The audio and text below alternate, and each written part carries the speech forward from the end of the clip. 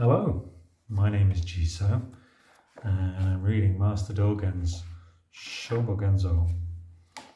And we're still going through Shukke-kudoku, the merit of leaving family life.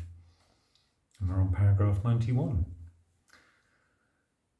The Abhidharma Mahavibhasa Sastra, fascicle 120, says, even one who establishes the will and leaves family life is already called a sacred being. How much more one who has attained the state of indulgence towards the Dharma? Indulgence towards the Dharma is traditionally interpreted as an expression of the state in which a person recognizes the Four Noble Truths, says the footnote. Remember, to establish the will and leave family life is to be called a sacred being. In Shakyamuni Buddha's 500 great vows, the Chinese translation of the Karuna Pundarika Sutra actually lists only 335 vows. Okay, still quite a lot of vows. Vow number 137 is, in future, after I have realized the right state of truth, if there are any men who, in my Dharma, want to leave family life, I vow that they will be free of hindrances, namely infirmity, loss of mindfulness, confusion, pride, lack of awe, being stupid and without wisdom, abundant preoccupations, and distraction of the mind. Otherwise, I shall not realize the right state of truth. Vow number 138 is, in future, after I have realized the right state of truth, if there are any women who want in my Dharma to leave family life, to learn the truth and to receive the great precepts, I vow that I will cause them to accomplish this. Otherwise, I shall not realize the right state of truth. Vow number 314 is, in future, after I have realized the right state of truth, if there are any living beings who lack good roots, but while experiencing a good root feel love and delight in their mind, I shall cause them in the Buddha Dharma in a future age to leave family life and learn the truth, and shall cause them peacefully and steadfastly to abide by the sacred and pure 10 precepts. Otherwise, I shall not realize the right state of truth. Remember, the good sons and good daughters who have left family life today all have been assisted by the power of the great vows made in the ancient past by the world-honored one, and thus they have been able, without hindrances, to leave family life and receive the precepts. The Tathagata already, through his vowing, is causing us to leave family life. Clearly we have seen that it is the most valuable and highest great merit. The Buddha said, moreover, if there is anyone who, following me, shaves beard and hair and wears a kazeya without receiving the precepts, even those who serve offerings to this person will be able at last to enter the castle of fearlessness. For such reasons do I preach like this. I like the sound of the castle of fearlessness. Clearly we see that if a person shaves beard and hair and wears kazeya, even without receiving the precepts, people who serve offerings to this person will enter the castle of fearlessness. Further, he said, if again there is a person who, for my sake, has left family life and who, even without taking the precepts, shaves beard and hair and wears the kazeya, those who through non-dharma trouble or harm this person will even injure the Dharma bodies and reward bodies of the Buddhas of the 3 times, because they will eventually be filled with the 3 evil states. The Dharma bodies and reward bodies. Dharma body means a Buddha's body seen as an inclusive entity with real value or meaning. Reward body means the concrete physical body seen as the result of actions and circumstances in the past. And the three evil states are the three states of being in hell, hungry ghosts and animals. Hell, hungry ghosts and animals, yes. Remember, if people shave their hair and wear the dyed robe... Hang on, I need a drink. Let's try that again. Remember, if people shave their hair and wear the dyed robe, even if they do not retain the precepts, they are stamped by the seal of supreme and great nirvana. If a person troubles them, this person injures the reward bodies of the Buddhas of the 3 times. That may be equal to a deadly sin. Clearly, we have seen that the merit of leaving family life is directly proximate to the Buddhas of the 3 times. The Buddha said, in general, those who have left family life should not commit wrong. If they commit wrong, that is not to have left family life. The body and mouth of a person who has left family life should be in mutual accord. If they are not in mutual accord, that is not to have left family life. Forsaking father, mother, brothers, wife, child, relatives and acquaintances, I left family life to practice the truth. That was just the time when I was able to accumulate virtuous realizations. It was never a time to accumulate non-virtuous realizations. Virtuous realization means having compassion for all living beings, as if they were babies. Non-virtuous realization is different from this. In general, the inherent nature of leaving family life is to have compassion for all living beings as if they were babies. This state is just not committing wrong and is body and mouth in mutual accord. When such behavior is present already in leaving family life, its merit is as described now. The Buddha said, this goes on pages and pages, pages, more pages. The Buddha said, furthermore, Shariputra, if bodhisattva mahasattvas want, on the very day of leaving family life, to realize Anuttara Samyak Sambodhi, and want on that very day to turn the Dharma wheel, so that when they turn the Dharma wheel, countless asimkayas of living beings depart from dust and leave dirt, and amidst all dharmas attain purity of the Dharma eye, and so that countless asimkayas of living beings attain the state beyond perception of all dharmas.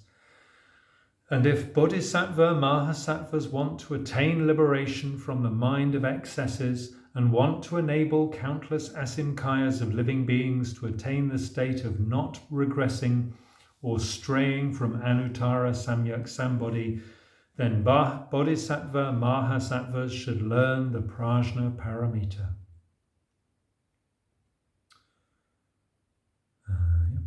That's from the Makahanya Haramitsu Kyo, fascicle number 1.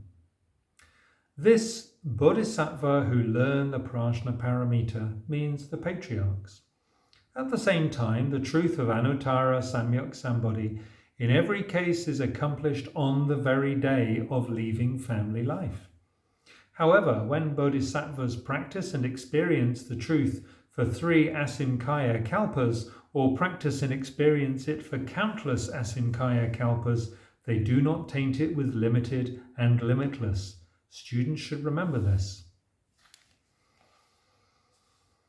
The Buddha said, if a bodhisattva mahasattva thinks, at some time I will relinquish a throne and leave family life, on which day I will realize the supreme right and balanced state of Bodhi, also on that day I will turn the wonderful wheel of Dharma, causing countless innumerable sentient beings to depart from dust and leave dirt, and causing them to have the pure Dharma eye. At the same time, I will cause countless innumerable sentient beings to end forever all excesses and to liberate their minds and intuition. Further, I will cause countless innumerable sentient beings all to attain the state of not regressing or straying from the supreme right and balanced state of Bodhi. Then, this bodhisattva mahasattva who wants to realize those things should learn the prajna paramita. That's from the Dai Hanya Haramitsu Kyo, fascicle number 3. This is the Buddha's gracious expounding of the merit of his descending to be born in a royal palace as a bodhisattva in the last body, and his relinquishing the throne, realizing the right truth, and turning the Dharma wheel to save living beings. The Prince Siddhartha took from Chandaka's side a sword whose hilt of the 7 treasures was adorned with mani and miscellaneous embellishments. Mani is pearls or jewels. He grasped that sword in his right hand and drew it from its scabbard.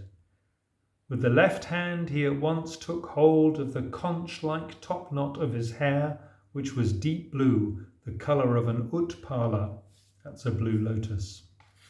Wielding the sharp sword himself in his right hand, he cut off the top knot. With his left hand he held it aloft and threw it in the air. At this, Shakra Devanam Indra greatly rejoiced, with a mind he had rarely experienced, and held aloft the prince's top knot, not letting it fall to the ground. With a fine celestial robe, Shakya received the top knot and kept it. Then the gods served it to their most excellent celestial offerings. This is how Shakyamuni Tathagata, when formerly a prince, scaled the ramparts in the middle of the night, went in the daytime to the mountains, and cut the hair from his own head. At that time, gods of the heavens of pure abiding came down to shave his head and to offer him the kaseya. Such actions are always the auspicious omens of a Tathagata's manifestation in the world, and such are the usual methods of the world-honoured Buddhas.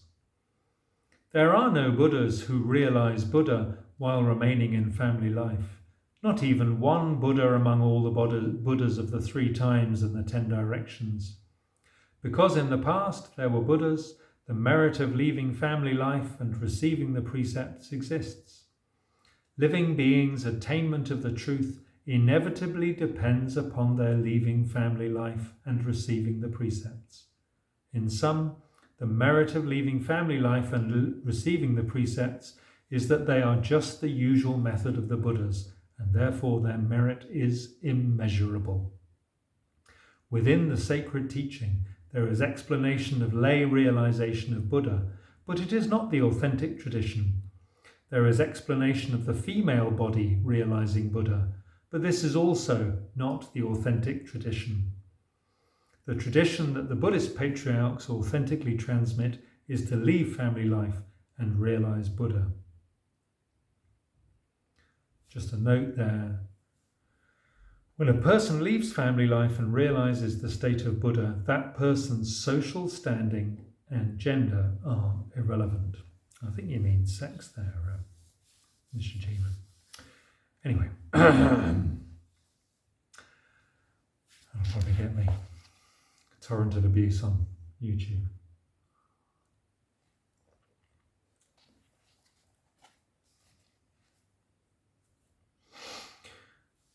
At the time of the 4th patriarch, the venerable Upagupta, there is a rich man's son called Ditika. A native of Magda, he eventually succeeded Master Upagupta, becoming the 5th patriarch. He comes to bow before the Venerable One and seeks to leave family life. The Venerable One says, "Will you leave family life with body or leave family life with mind?" Ditika replies, Ditika?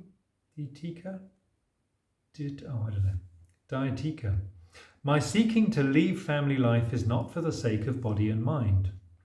The Venerable One says, if not for the sake of the body and mind, who leaves family life at all?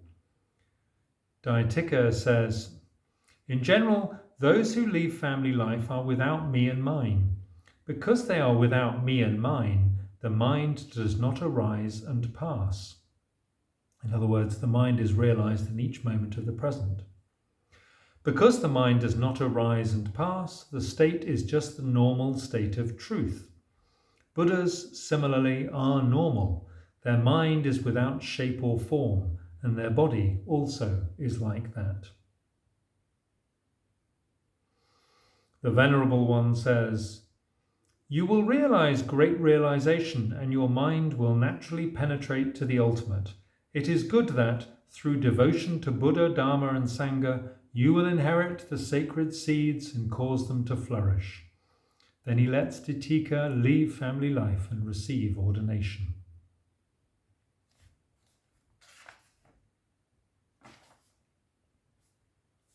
Now, to meet the Dharma of the Buddhas and to leave family life is the most excellent effect and result. Its method is neither for the sake of me, nor for the sake of mine, nor for the sake of body and mind. It is not that body and mind leave family life. The truth that leaving family life is beyond me and mine is like this. Because it is beyond me and mine, it may be the method of the Buddhas. It is simply the usual method of the Buddhas.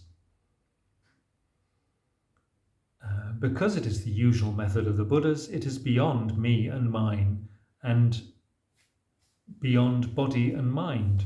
It is beyond comparison with the triple world.